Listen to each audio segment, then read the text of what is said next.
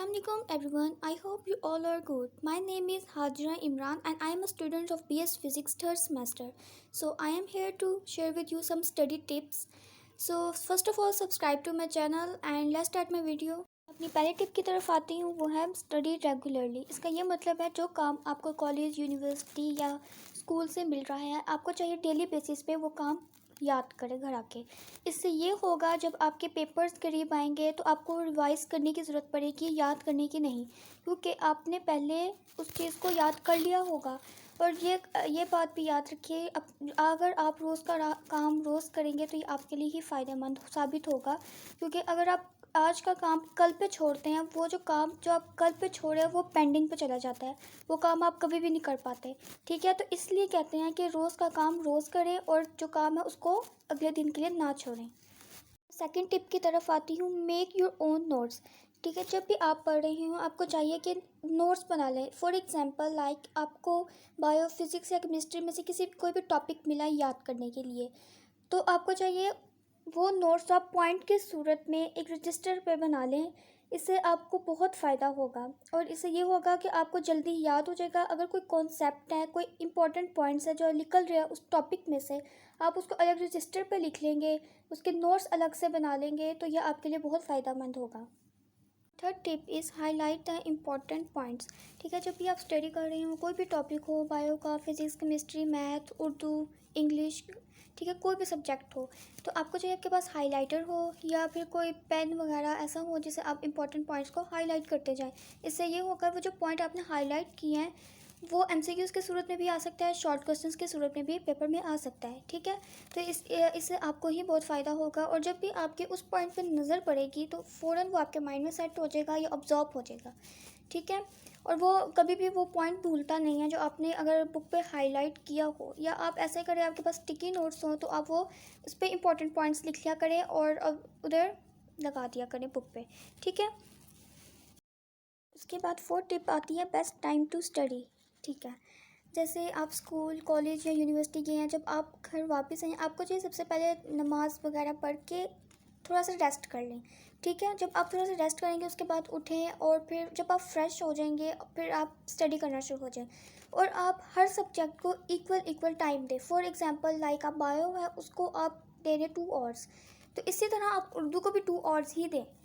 इससे ये होगा आपकी जो तैयारी है वो अच्छी होती जाएगी। अगर आप एक सब्जेक्ट है उसको 1 घंटा दे रहे हो या हाफ एन आवर दे रहे हो, उसको इतना इंपॉर्टेंस नहीं दे रहे, और साइंस सब्जेक्ट ऐसे है जिसको आप बहुत इंपॉर्टेंस दे रहे हो। अक्सर ये होता है जो साइंस सब्जेक्ट्स होते हैं आप उनको ज़्यादा इंपॉर्टेंस दे रहे होते हैं, और जो साइंस सब्जेक्ट नहीं होते लाइक उर्दू हो गया, इस्लामियत हो गया या पाक स्टडीज़ हो गया, इस पर आप इतना टाइम नहीं देते और इस वजह से आपके उर्दू या इंग्लिश में मार्क्स कम आ जाते हैं।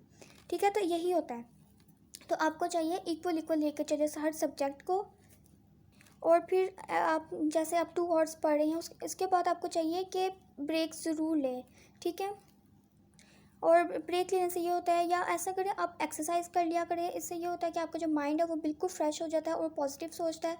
फिर जब आप अगला टॉपिक पढ़ने बैठते हैं तो फिर आपका माइंड पहले से सेट होता है कि मैंने अभी 2 घंटे और बैठ के पढ़ना है। ठीक है, तो इसके अलावा अगर बेस्ट टाइम, और आपको चाहिए रात को जल्दी सो जाया करें और सुबह पढ़ने का जो जो सही टाइम जो होता है वो होता है फजर के बाद। फॉर एग्जांपल आपको कोई टेस्ट मिला है अगले दिन के लिए, आपने वो टेस्ट की तैयारी कर ली है, अगर आपने रिवाइज़ करना है वो टॉपिक, वो टेस्ट, तो आप फजर के बाद वो टॉपिक रिवाइज़ करें और आपकी बहुत अच्छी तैयारी हो जाएगी और आपके जो माइंड से है वो कभी भी स्किप नहीं हो पाएगा।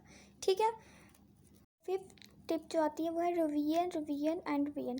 इसका ये मतलब है जो आप पढ़ें साथ साथ उसको रिवाइज़ करते जाएं। ठीक है, लाइक अगर आपको ये यूनिवर्सिटीज़ में अक्सर ये होता है सैटरडे संडे को छुट्टी होती है, तो आपको चाहिए जो अपना जो पिछला टॉपिक है उसको रिवाइज़ करते जाए साथ साथ। और जो कॉलेज एंड स्कूल होते हैं उसमें संडे को ही छुट्टी होती है। ठीक है, तो साथ साथ अगर आप रिवाइज़ करते जाएंगे, जब आपके पेपर आप करीब आएंगे तो आपकी बहुत अच्छी तैयारी हो चुकी होगी तब तक, और फिर इंशाल्लाह आप अच्छा स्कोर कर पाएंगे मार्क्स। ठीक है, उसके बाद सिक्स टिप आती है वो है टाइम टेबल।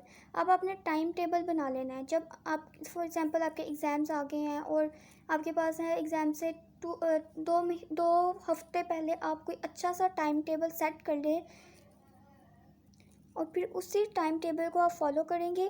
जब आप टाइम टेबल फॉलो करेंगे तो आपकी तैयारी बहुत अच्छी होगी। ठीक है, लाइक आपने कोई भी हर दिन के लिए आपने फॉर एग्ज़ाम्पल पर डे के लिए आपने एक सब्जेक्ट को चुन लिया, लाइक बायो का आपने 1-2 चैप्टर करने हैं। उसके बाद नेक्स्ट डे के लिए आपने रख लिया केमिस्ट्री के मैंने 2-3 चैप्टर करने हैं। इसी तरह आप जब टाइम टेबल बनाएंगे प्रॉपर, तो आपकी तैयारी भी अच्छी हो पाएगी।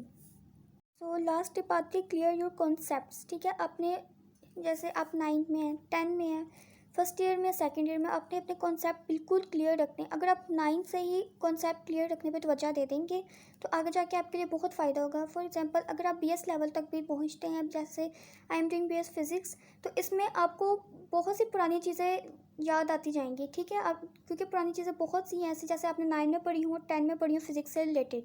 ठीक है, तो आपको चाहिए कि पहले ही अपने कॉन्सेप्ट, इतने अच्छे बेसिक कॉन्सेप्ट्स होते हैं वो क्लियर रख लें कि आगे जाके आपको बहुत फ़ायदा हो अगर आपने BS भी करना है। ठीक है, फर्स्ट ईयर और सेकंड ईयर में अपने जो कॉन्सेप्ट्स हैं साइंस सब्जेक्ट्स के, बहुत अच्छे इसको क्लियर रखें। आगे जाके ये फ़ायदा होगा जब आपने MD कैट की प्रिपरेशन करनी होगी, और फिर आपको पता है ना कॉन्सेप्ट ही होते हैं MD कैट में। सो आप फिर उधर जाके आपको बहुत ज़्यादा फ़ायदा होगा। ठीक है, पहले से ही आपके कॉन्सेप्ट क्लियर होंगे। तो ये रही टिप्स, 7 टिप्स मैंने आपके साथ शेयर किया है, इंशाल्लाह आप इसको फॉलो करेंगे। आप मुझे इंस्टाग्राम पे भी फॉलो करें और सब्सक्राइब करें मेरा channel. Thank you so much. अल्लाह हाफ़िज़।